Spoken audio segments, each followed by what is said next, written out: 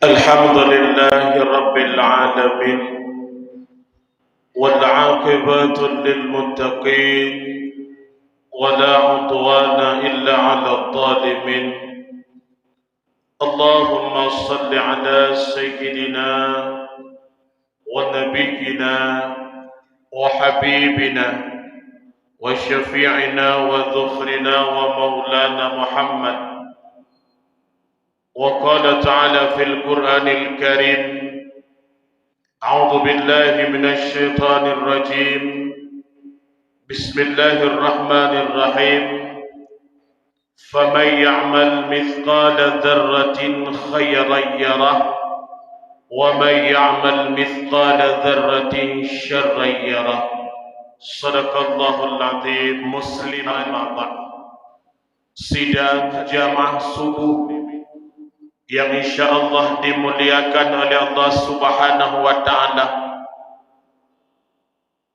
Ikraman yang mulia kepada Abu selaku imam besar Masjid Jami' Luxmawe, dan juga kepada seluruh pengurus masjid,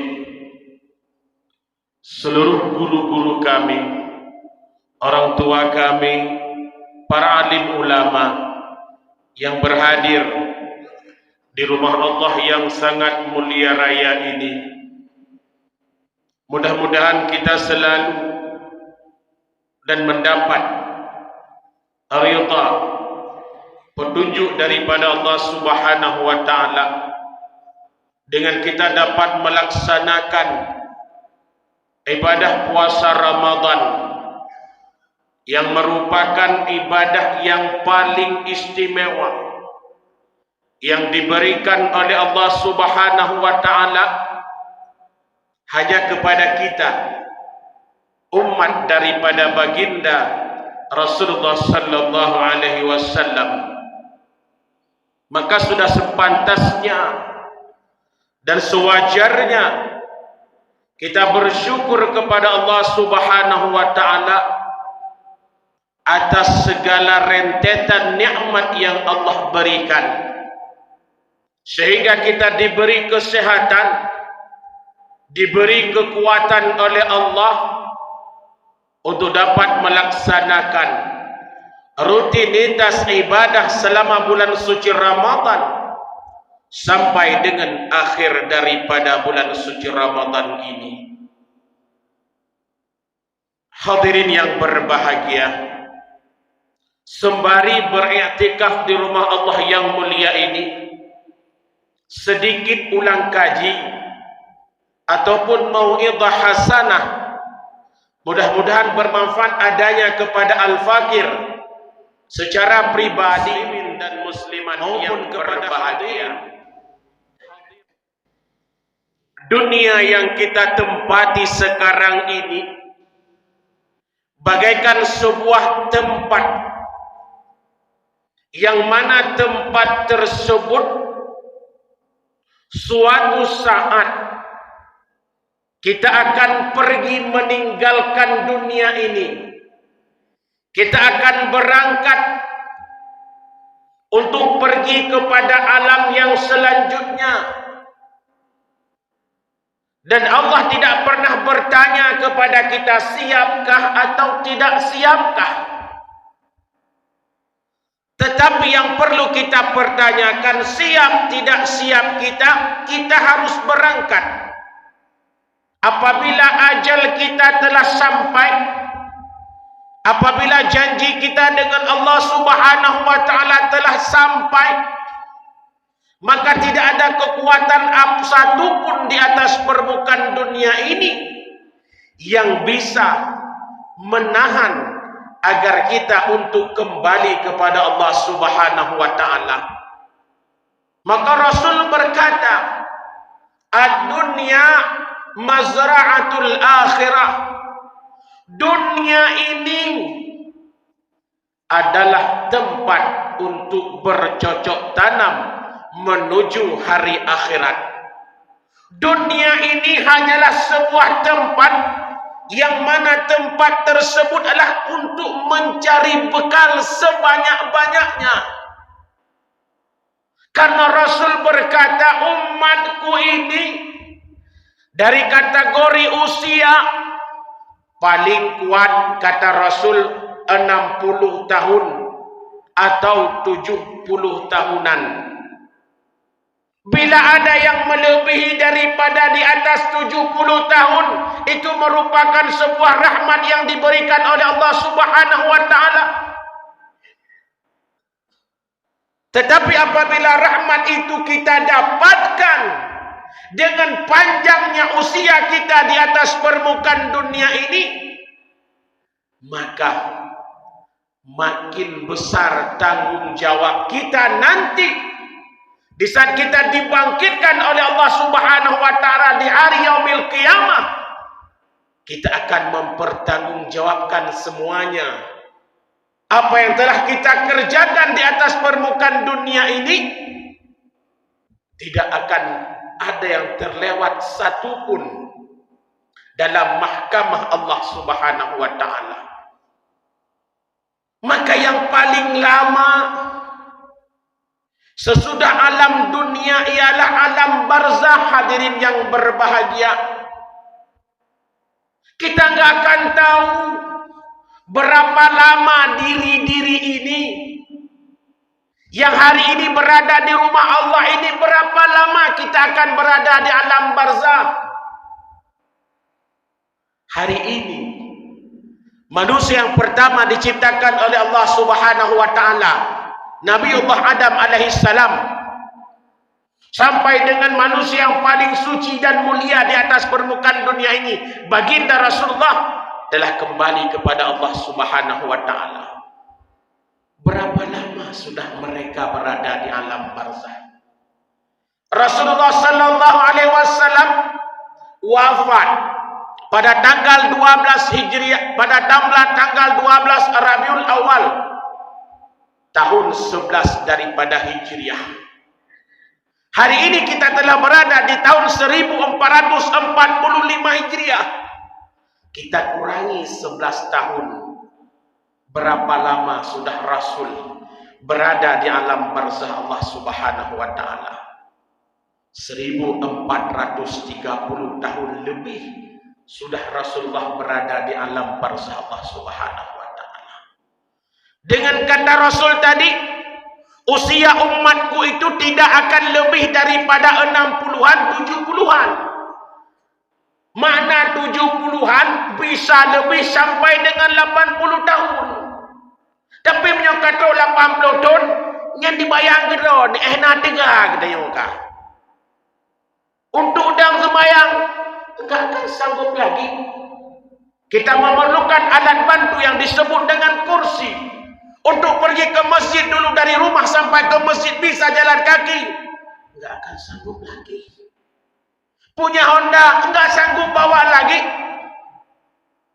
Maka Rasul mengatakan, apabila di antara umatku yang mendapatkan usia lebih di atas 70 tahun, maka bersyukurlah. Tetapi ada satu wanti-wanti daripada Rasul, umur yang lebih itu akan membuat kita lama nanti berada di padang mahsyar Allah Subhanahu wa taala. Tidak ada yang dapat menolong kita di sana, hadirin yang berbahagia. Kita punya anak, kita punya istri yang paling kita kasihi, anak yang paling kita sayangi. Anak apa dibantu dia? Kehidupan nanti kita akan mempertanggungjawabkan secara nafsi-nafsi. Maka alam yang harus kita persiapkan ialah alam barzah, hadirin yang berbahagia. Alam barzah merupakan awal daripada kehidupan manusia. Maka di saat manusia nyawa sampai di gargarah kerongkongan, berbunyi sebuah suara krok, maka di situ manusia akan terbangun daripada tidur yang panjang di atas permukaan dunia ini. Baru dah teror, ya Allah, cukup le maksiat yang kandung pelaku, ya Allah, lalailun, ya Allah. Usia akan mencapai 60 tahun, tetapi ibadah masih serba kekurangan, ya Allah. Tapi apalah Tidak ada sebuah kematian yang tertunda, dan tidak ada sebuah kematian yang diawalkan. Idza jaa ajaluhum la yastakhiruna sa'atan wa la yastaqdimun. Apabila telah sampai ajal seseorang manusia, tidak akan Allah mempercepat satu saat, dan tidak akan Allah perlambat walaupun satu saat. Allah hanya menganut sifat iri dengki yang nabak manusia. Begitu nyawa dipisahkan geteo ke petamang dalam alam barzah, berapa lama kita akan berada di alam barzah Allah Subhanahu wa taala? Tidak ada ayat, hadis yang menyebutkan dumnatre teuhinan. Yang ada gambaran bahwa nanti dunia ini akan terjadinya kiamat. Kiamat kubra, kiamat yang sebenar-benarnya. Seluruh isi dunia ini Allah fanakan, manusia Allah matikan. Makhluk-makhluk yang lain Allah mati manu. Tumbuh-tumbuhan Allah hancurkan. Gunung yang laga Allah pancung. Bangunan-bangunan yang kali diciptakan oleh manusia mencapai 1,5 kilometer menjadi gedung pencakar langit yang paling hebat, hancur semuanya. Kita semuanya kembali kepada Allah Subhanahu wa taala. Apakah pada saat itu selesai, Bapak? Tidak.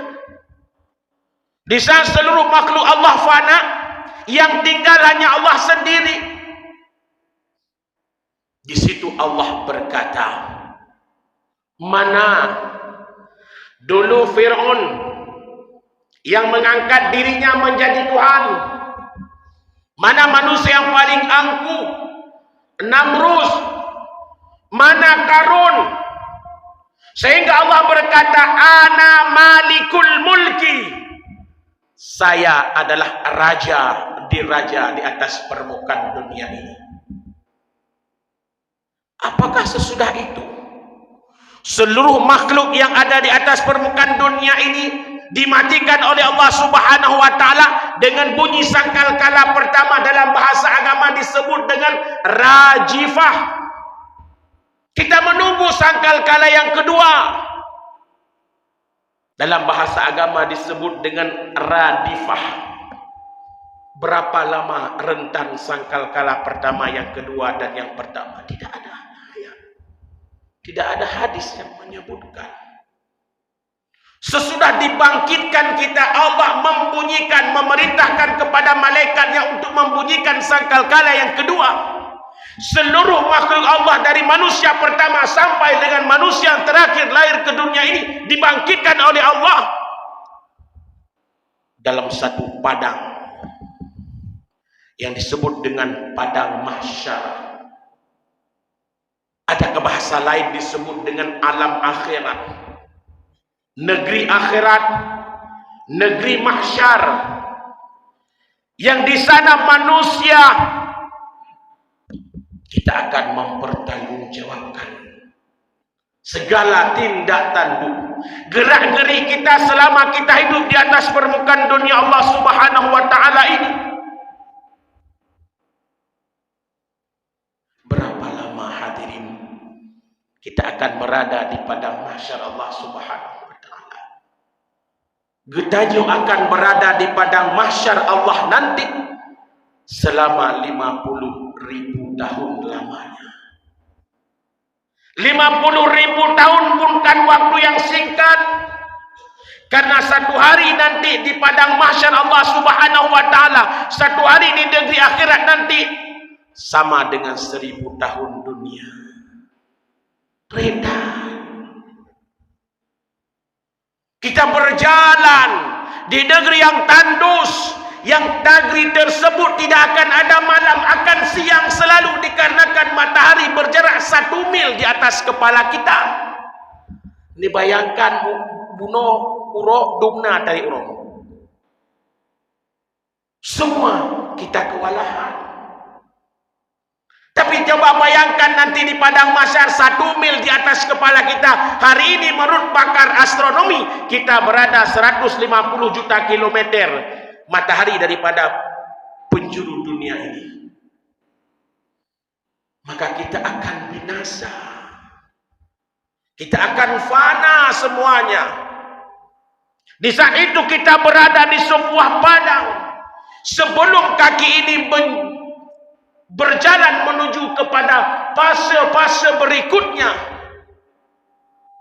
kita akan memasuki sebuah fase yang mana fase tersebut tidak akan bergeser kaki seorang manusia sebelum Allah tanya 4 perkara. Apa yang akan ditanya oleh Allah 4 perkara tersebut? Yang pertama adalah an umrihi fima afnahu. Umur yang telah aku berikan, kata Allah, yang na 50 tahun, yang na 60 tahun, yang na sampai 70 tahun, yang 40 tahun itu,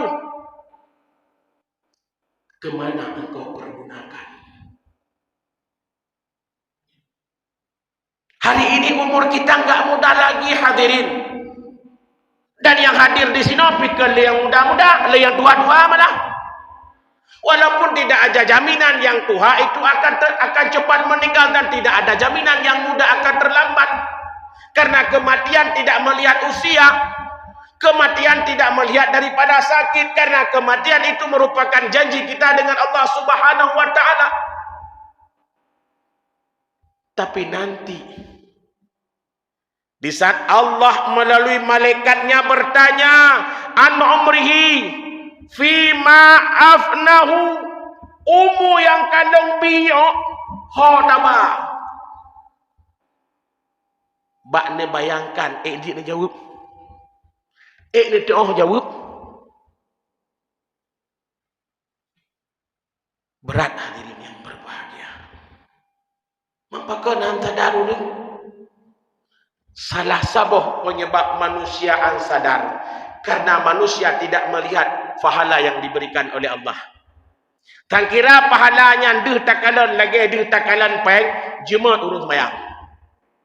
Bahkan jemaat urus pohon bunga kemudah kejap pasal empreh, dia tulak doge, dia tulak on kaya, dia tulak capli, karena ada huranya menyopang kai 5 tok, nanti 5 7 tok ribe, nya habis mendung. Tapi uranya lu dewa sampai subuh ni tikah punya debit pos dengan 7 deh pahalanya. Hana di hinan ke hana yakin. Tak kira ada pahalanya gebalah lagi gebalah peng, lu tersembayang uranya itamang untuk bahan banking tayo. Hasil salat hari ini diterima. Berbagai macam. Ni yang gebi 2 ribe, ni yang gebi 3 ribe. Nyampunah mesti jamin.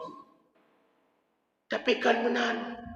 Kenapa Allah katakan dunia ini adalah tempat bercocok tanam dan tempat menikmati hasil alam akhirat? Kemana kita pergunakan? Padahal malaikat maut dalam sebuah riwayat menyebutkan siura 70 ke kalan wajah katanya. 70 ke berarti 20 minit 3 malaikat maut gak tahu wajah katanya. Tak kira 3 ke pedehi malaikat maut hinan game tu. Berat. Karena malaikat maut wajahnya sangat seram. Hanya kepada hidraureng yang wajah pelembut, iaitu kepada baginda Rasulullah sallallahu alaihi wasallam. Dan Rasulullah sallallahu alaihi wasallam di saat ditarik nyawang oleh malaikatul maut terasa sakit, di saat nyawang truk bak rukuk dimesukrok bacut hingga kita yang bak Jibril, mahadha Jibril, punyo Jibril. Jibril menjawab, Muhammad, inilah sakratul maut. Begitu sakitnya ya Jibril, sehingga malaikatul maut jauh kepada Rasulullah, Muhammad nyo 70 ke kandung peringan. Coba tangkirana orang gepebedah di Allah Subhanahu wa taala dari sakratul maut sidro mentang yang tepat dunianya. Tapi yang akan berlaku oleh Allah, karena Allah kada kubah neraka baik. Bagi mereka yang ingkar kepada Allah, bagi mereka yang bermaksiat kepada Allah, neraka telah aku ciptakan. Dan mereka akan masuk, aku masukkan ke dalamnya. Dikarenakan mereka ingkar kepada perintah. 70 ke kesambut oleh malaikat. Dari 24 jam. 20 minit 3. Malaikatul maut. Gekalan wajah tanya. Yang nekan tak kira aja dah dengar. Kapreh apa? Kapreh. Kata merah tanda. Kata merah tanda. Cuman Allah nak kepada kiban dali. Tapi ini menjadi renungan kepada kita bersama. Yang kedua apa? Wa an sababihi fi ma'afnahu. Yang kedua adalah umur, masa muda yang Allah berikan. Yohana pun cerita ni. Masa muda adalah lewat dan tidak akan kembali. Masa muda yang kali kebili Allah rojih. Mangkiban takalan nepik mata apa? Lung muda rojih sang, nanti lung kerja bak betul, luhu tinggai, asa tinggai. Kau dah ambil lung kata orangnya kata. Asal lu sembayang sampai kata seluruh. Masalah keterima kau urusan tanya urusan Allah Ta'ala. Juga tanya bayar hutang Allah. Juga tanya ibadat. Kalau cukup rukun dan syaratnya sah. Masalah terima hana hak kita yang. Dan kita tidak ada kekuatan untuk memveto. Buat ibadah tunggu bulan hana sah. Ibadah tunggu bulan hana sah. Hana aja dong. Katanya lagi orang buku, orangnya tunggu. Yang kata pupuknya orangnya mutidrah na jaminan keterima, mutidrah na jaminan hana keterima. Juga pupuk. Diterima, tidak terima, wallahu alam, hanya Allah yang tahu. Okey, orangnya masa muda akan lewat. Dikejut dengan masa tua akibat cara. Selagi nyawa golong kepisah oleh Allah daripada tubuh, berbuat dan berbuat terus. Permasalahan ditipu. Entenya berbuat kehana pangkai. Tidak ada ilmu yang kita miliki. Karena Rasul menyebutkan ada 4 kategori manusia celaka di atas permukaan dunia ini. Yang pertama, mereka beramal tanpa dengan ilmu. Ya orangnya yang amal. Begitu banyak manusia beramal hana ilmu. Cara wudu, apakah sudah benar semuanya? Kasih syarat dan rukunnya. Syarat dan mana janabah, mana wajib. Mantang-mantang nama anak ini dia mau. Tak betul di mana janabah. Ya, kalau pulang kaji kembali. Belum ada kata terlambat bagi kita semuanya. Keputan dong hilo tak sembayang si urosi malam 5 wate. Tak wudu idihkan bunuh anak betul. Tajak dari rumah badan ini belum suci, masih langganan berhadas besar. Mau dibawa ke mana amal kita ini? Yang kedua juga, orang yang berilmu tapi tidak beramal. Itu juga binasa dan celaka, kata Rasulullah SAW. Yang kelehan temita ilmu, nyan bahaya aja. Yang keput kah temita ilmu, ganggu gak bayar mita ilmu. Dan itu merupakan manusia yang paling celaka. Allah pun ayak berteman. Kita merasa diri kita benar. Maka datang merasa benar. Nah nafsu kepada Allah Subhanahu wa Ta'ala. Maka hadirin yang berbahagia. Masa muda telah lewat, tetapi masa tua belum ada kata terlambat. Mulai daripada sekarang, carilah amal sebanyak-banyaknya. Karena kita tidak ada yang menolong. Malam pertama yang paling menyakitkan. Malam pertama yang paling menyedihkan dalam kehidupan kita selaku manusia, malam pertama di alam barzah. Karena malam pertama dua boh. Yang tak boh kem, tak boh klik. Yang tak boh kem, baru nikah malam pun yang dekem. Yang kedua malam pun di alam barzah. Damo tanya. Perlebu mangan alam barzah, perlebu terang di alam barzah. Beramallah sekuat-kuatnya. Carilah ilmu sebanyak-banyaknya. Yang ketiga apa? Yaitu wa'an ilmihi madza amila bih. Ilmu yang dimiliki hana digunakan. Ilmu dum. Apa ilmu hana bagoyan, tapi mandu hana gepraktekkan dalam kehidupan sehari-hari. Jangankan untuk gebi kegop, kedog hana gepelaku ilmu.